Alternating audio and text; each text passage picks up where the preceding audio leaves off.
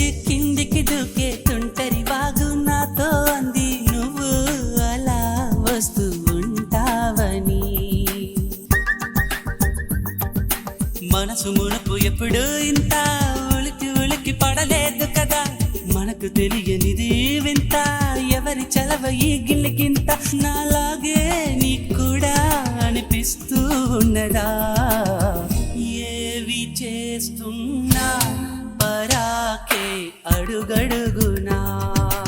దీని పేరేనా ప్రేమానే ప్రియ భావ